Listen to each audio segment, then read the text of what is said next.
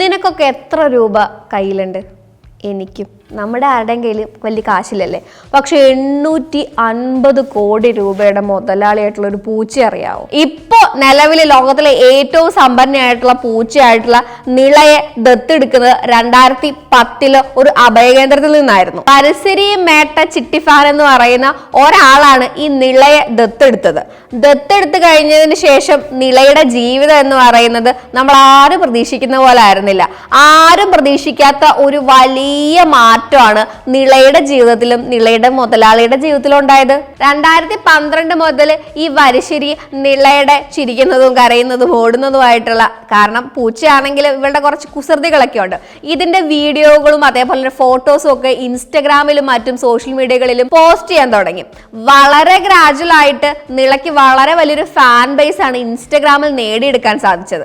ഇൻസ്റ്റഗ്രാമിൽ ഇവളുടെ മനോഹരമായിട്ടുള്ള ചിത്രങ്ങൾ ഇങ്ങനെ പുറത്തു വന്നതിനെ തുടർന്ന് ഒരുപാട് ഫോളോവേഴ്സും ആ വഴിയാണ് ആൾക്ക് വളരെ വലിയ വരുമാനവും ഉണ്ടായി വന്നത്. എനിക്ക് ഇൻസ്റ്റഗ്രാമിലുള്ളത് 1000 ഫോളോവേഴ്സ് ആണെങ്കിൽ നിളയ്ക്ക് ഇൻസ്റ്റഗ്രാമിലുള്ളത് 4.5 മില്യൺ ഫോളോവേഴ്സ് ആണ്. ഇത്രയും ഫോളോവേഴ്സ് ഉള്ള നിളപ്പൂച്ചയുടെ ഒരു പോസ്റ്റിന് നിളയും അവരുടെ രക്ഷകർത്താക്കളും വാങ്ങുന്നത് ഏകദേശം 13 ലക്ഷം രൂപയാണ്. ഒന്ന് ആലോചിച്ച് നോക്കണം, ഒരു പോസ്റ്റിന് 13 ലക്ഷം രൂപ. Branded merchant site Penguin Random House പ്രസിദ്ധീകരിച്ച ഒരു ഇ ബുക്ക്, ലവ് നള എന്ന പ്രീമിയം ക്യാറ്റ് ഫുഡ് ബ്രാൻഡ് എന്നിങ്ങനെ വഴിയും ഉള്ള ബിസിനസ്സിലൂടെയും വേറെയും വരുമാനം ഇവൾക്കുണ്ട്. അന്ന് അഭയകേന്ദ്രത്തിൽ നിന്ന് ദത്തെടുത്ത ഈ നീളക്കുട്ടിയുടെ ഇപ്പോഴത്തെ വരുമാനം ആദ്യം പറഞ്ഞതുപോലെ തന്നെ 850 കോടി രൂപയാണ്. സോഷ്യൽ മീഡിയയിൽ മാത്രമല്ല നീളപ്പെണ്ണ് അത്ര മെയിൻ ആയിട്ടുള്ളത്.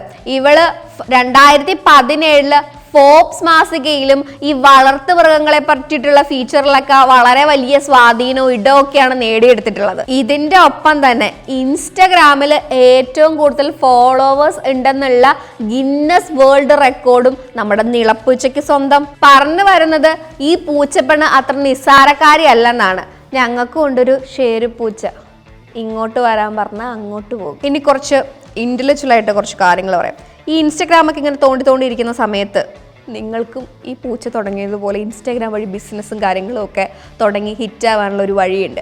ഈ 1000 ഫോളോവേഴ്സൊക്കെ ആയിട്ടുണ്ടെങ്കിൽ തന്നെ നിങ്ങൾക്ക് ചെറിയ രീതിയിൽ ഇൻസ്റ്റഗ്രാം വഴി ബിസിനസ് പിടിക്കാൻ സാധിക്കും. അപ്പോൾ എന്നെ പോലെയൊക്കെ ഇങ്ങനെ തോണ്ടിയിരിക്കാതെ എന്തെങ്കിലുമൊക്കെ കാണിച്ച് രക്ഷപ്പെടാൻ നോക്കുക. ശരി, മതിയോ?